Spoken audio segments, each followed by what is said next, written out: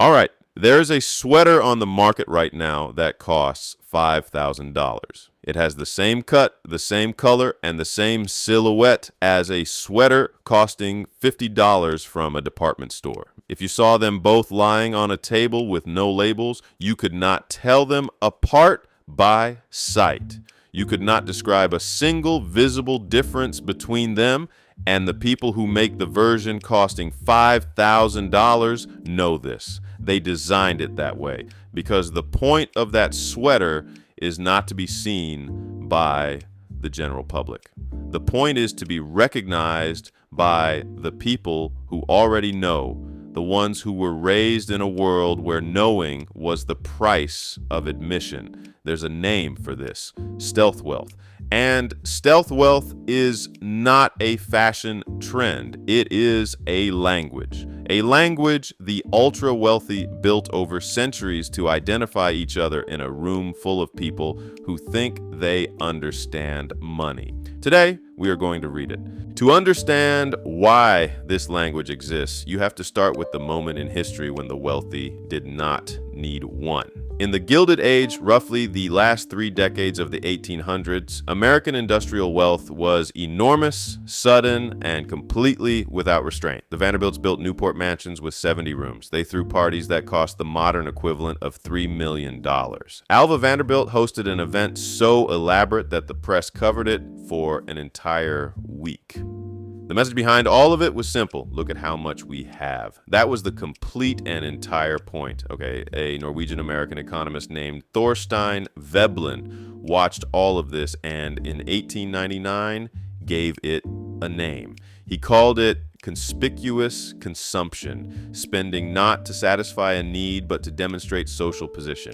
He observed that the wealthy used carriages, clothing, parties, and public leisure not for enjoyment alone, but as documentation, as proof that they stood above everyone else. But even inside the Gilded Age, something more interesting was already happening. Not everyone with money was showing it off, and the families who were not showing it off were, almost without exception, the oldest families of all. All right.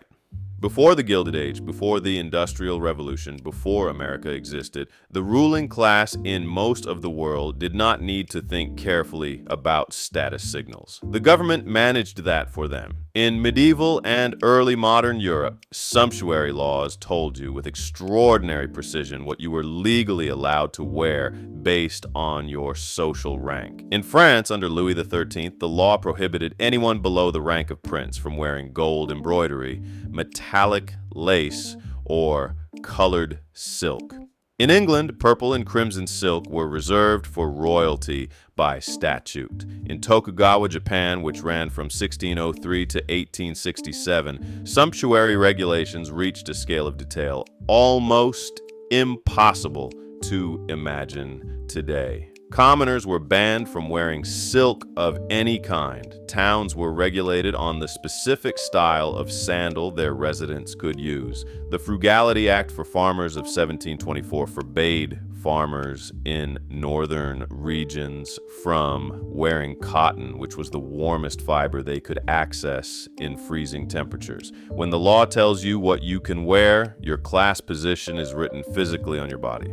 You do not need to think about signaling your status. The fabric carries the message for you. But as merchant wealth grew across Europe, the laws began to crack. Some merchants were rich enough to pay the fines. Some hired lawyers who could argue around the restrictions. The regulations became increasingly unenforceable, and when they finally collapsed, the ruling class was left with a problem that was genuinely new. How do you keep your position legible when the law no longer protects your signals? The answer they developed was a voluntary code, one that could not be legislated, one that could not be bought without already knowing where to look. The first major experiment in this voluntary code happened in the late 1700s when wealthy European men made a decision that looks, in historical hindsight, like one of the strangest status moves ever recorded. They stopped dressing up. Up until that point, aristocratic men in Europe wore lace cuffs powdered wigs, embroidered silk coats, and breeches in rich colors. These were the visible marks of position, expensive and entirely deliberate. Then, gradually, over the final decades of the 1700s and into the early 1800s, the men of the wealthy class abandoned all of it. They adopted plain, dark wool suits, practical and undecorated, with nothing that drew the eye. Yeah, historians call this the Great Male Renunciation. At its center was a man named Beau Brummel, a British gentleman who became the most influential figure in men's fashion by arguing that a true gentleman's clothing should be immaculate in fit, quiet in color, with a correctly knotted cravat, and nothing else that announced itself. The French Revolution had made aristocratic display literally dangerous. The Enlightenment had made it ideologically suspect. The new commercial class wanted to signal seriousness and usefulness, not inherited decorative privilege. But here is what makes this moment genuinely remarkable. By abandoning ornamentation, the wealthy class did not end status signaling. They moved it somewhere harder to read. They shifted the signal from gold embroidery and silk to the weight of the wool, the precision of the cut, details that were only interpretable by someone with real knowledge of quality. The code had gone underground, and underground is where it has been in one form or another ever since. The other root of stealth wealth runs through religion, and specifically through the American Protestant tradition. John Calvin, a theologian of the 16th century whose teachings shaped much of American Protestant Christianity, held that wealth could be evidence of God's blessing, but that visible spending on luxury was something darker. It revealed an orientation toward the world rather than toward God. The good Calvinist was expected to save, reinvest, and live without ostentation. Not because poverty was virtuous, but because display was a moral failure. This theology became culture among the old Protestant families of New England. The Cabots, the Lowells, the Saltonstalls, an unwritten norm developed. Money was not discussed in social settings, not because there was none, because discussing it was proof that you thought about money more than a person of genuine security should. The people who had always had money were supposed to take it for granted, and taking it for granted was itself the signal. John D. Rockefeller, who was by 1916 the richest man in the world, was known for his plain dark suit, his calm Baptist manner, and his deep dislike of ostentation. His second generation absorbed that framework. His grandchildren absorbed it before they were old enough to name what they were learning. The rule, never spoken aloud, was this: the people who need to display their money have not yet felt secure enough to stop. Okay, walk into a room of people whose families have held significant wealth for more than 2 generations, and something registers before you can quite explain it. The clothing carries no visible branding. There is no conspicuous jewelry, no statement accessory, nothing that announces itself. Plain colors, quality fabrics, clean lines throughout, and yet something in the room communicates itself without effort, a kind of settled authority that is not performed and not announced. That ease is the signal. And to understand it, you need a concept developed by a French sociologist named Pierre Bourdieu. In his 1979 book called Distinction, Bourdieu argued that taste is not a neutral personal preference. It is a class credential. The ruling class does not just have more money. It has what he called cultural capital, a deeply internalized set of preferences, knowledge, and automatic orientations absorbed through years of living inside the right social world, with the right parents, the right schools, the right daily experience of what correctness looks and feels like when you are raised inside it. He called this absorbed formation the habitus. And the critical thing about the habitus is that it does not feel like strategy to the person who has it. It feels like instinct.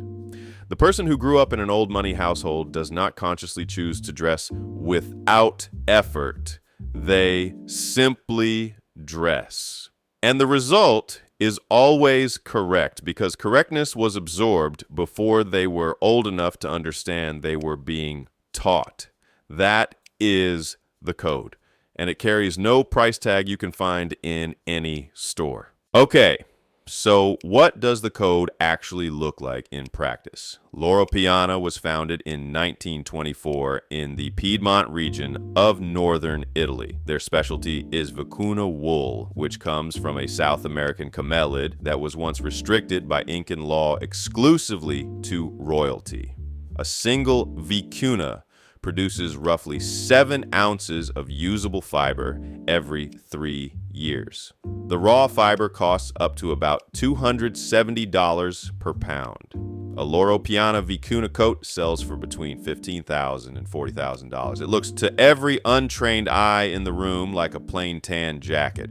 Their baby cashmere line is made from the underfleece of young Herkus goats, collected by combing rather than shearing, at 13 to 16 microns in fiber diameter, which makes it perceptibly softer against skin than standard cashmere. That softness only registers in the hand, which means a photograph of the garment tells you nothing at all. Loro Piana has essentially no mass advertising, no runway shows, no celebrity seeding campaigns. The brand is known within a relatively small community of people for whom the knowing is itself the point. LVMH, the world's largest luxury group, paid 2 billion euros for the brand in 2013. Current estimates value Loro Piana at approximately 10 billion euros. A brand that has never run a television commercial is worth 10 billion euros. Brunello Cucinelli started his brand in 1978 with approximately $550 in a medieval hilltop village in Umbria called Solomeo. He restored the village at his own expense over decades. He built a theater, a library, a garden. He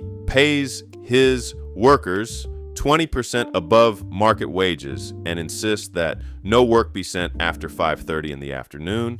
Yeah, he talks about this not as a business strategy, but as a philosophy. He invokes Socrates, Marcus Aurelius, and the rule of Saint Benedict in conversations about cashmere sweaters. He has said on record that a company incapable of caring for its workers' inner lives cannot produce anything of lasting quality. His company went public in 2012. A plain cashmere crew neck from Brunello Cucinelli costs between $800 and $2,500. It comes in colors named warm sand, mineral gray, or eucalyptus. The gray is not a simple gray. It has a complex warmth that reads as a flat color in photographs but has visible depth in person, with subtle variation in tone that does not reduce to a simple shade. The buttons are horn, not plastic, and you can feel the difference in temperature when you touch them. The linen blazer's lapel is hand-stitched, slightly rolled, not machine-pressed flat. The fabric hangs differently than inexpensive linen, which loses its structure within the hour. None of these details photograph. The signal requires physical contact to read, which is, of course, exactly the point. Keton was founded in 1956 in Naples and produces approximately 25,000 suits per year. Their flagship product, the K50, is made entirely by a single master tailor over 50 hours of uninterrupted work. It costs upward of $100,000. To anyone without a trained eye, it looks like a very good suit. The row was founded in 2006 by Mary Kate and Ashley Olsen, and for the first 3 years after launching, the Olsens refused to give a single press interview about the brand. Their Margot bag costs $6,800. It is an unstructured, logo-free leather tote that in any photograph is genuinely indistinguishable from an $80 bag from a mid-tier department store. In person, the full grain calf leather has weight and movement that inexpensive leather does not. The stitching is consistent and precise under close inspection. The bag develops a patina over years of use rather than cracking or peeling. The Wertheimer family, which owns Chanel, and the Betancourt Myers family, which controls L'Oreal, together invested in the row in 2024 at a valuation of approximately $1 billion. A brand that refused all press for 3 years is worth $1 billion. None of these brands run television advertisements. None sponsor celebrity campaigns. Their logic is the inverse of normal marketing. Mass familiarity would compromise the exclusivity that makes them valuable. An advertisement announces, "I need you to know about me." These brands have no need to be known by you. Okay, you can buy these things. The items are available. Loro Piana has a website. Brunello Cucinelli has retail locations. If you save enough money, you can walk in and acquire the exact same sweater that someone from old money puts on without thinking twice. The item will arrive. The door it was supposed to open will not open. This is what the 38.5 billion TikTok views of quiet luxury content missed entirely. The visual code, neutral tones, no logos, clean lines, is only the surface layer of something much deeper. The actual signal runs through everything surrounding the item. How you wear it, what you pair it with, which occasion you select it for, what your posture communicates while you're wearing it, what you know about why it costs what it costs. Old money wears a cashmere sweater costing $5,000 carelessly. It has been through the wash a dozen times. There might be a small pull on the sleeve. There is no preciousness in how it is handled because it is simply what you put on in the morning. A person acquiring their way into the code wears the same sweater carefully with awareness of its cost and its meaning. That awareness is legible. It breaks the signal. Bourdieu's insight applied here. Cultural capital cannot be purchased the way economic capital can. You can buy the sweater. You cannot buy the 30 years of formation that makes the sweater look like you were not trying. The ease cannot be purchased. The ease is the credential. Yeah. And this logic does not stop at clothing. In the financial world, the same principle operates at a scale that makes the fashion question look modest. Family offices, which are private investment management entities that typically serve families with $100 million or more in assets, operate with no public profile at all. They are structured through layers of legal entities, operating companies, holding companies, trusts, limited liability companies, foundations. The family name may not appear on any public-facing documentation. A collection of artwork worth $500 million can be stored in a Geneva Freeport, a temperature-controlled warehouse that exists outside the customs and tax systems of any single country, with no public record of ownership and no annual property tax liability. Aircraft are registered to offshore holding entities. Real estate is purchased through trust structures. The wealth is present. Its connection to any specific person has been deliberately severed. The ultra-wealthy individual who can sit at a dinner party, discuss their work and their family and their interests with no visible marker of what they actually hold, is practicing financial stealth wealth in social form. The quiet wardrobe is the visible tip of a much larger and fully invisible architecture. Okay, HBO's Succession ran its final season in 2023. The costume designer Michelle Matlin dressed the Roy family, the fictional dynasty at the center of the show, in Loro Piana, Brunello Cucinelli, and related quiet luxury brands, specifically to convey what she described as the wordless authority of generational wealth. The wardrobe was designed so that viewers would feel the Roy family's position before a single line of dialogue. It worked exactly as intended. What no one anticipated was what happened next. When journalists began writing about the show's wardrobe, identifying the brands, noting the price points, explaining the codes, Loro Piana's brand recognition surged 50% in a single quarter. The brand had spent decades in deliberate obscurity. One prestige television drama ended it in a few months. TikTok completed the process. 38.5 billion views of quiet luxury content explained in considerable detail the visual vocabulary of a code that was designed not to be explained. Creators taught their audiences what to look for, where to buy, how to approximate the aesthetic for $100. Zara and H&M released quiet luxury collections in neutral tones with clean lines. In photographs, they were convincing. In a room with people who know the difference, there is no ambiguity. This is the deepest irony of the entire story. TikTok, a platform optimized for maximum visibility and mass reach, became the graveyard of a concept built entirely on deliberate invisibility. The moment the code was explained to everyone, it had to be replaced. All right. In 1974, a jazz pianist named Dorothy Donegan reduced the entire history we have traced today to 6 words: money talks, wealth whispers. Donegan was black, female, and professionally sidelined for much of her career despite her extraordinary technical ability. Her phrase has been repeated thousands of times, attributed to anonymous old money families, to unnamed business writers, and almost never to her.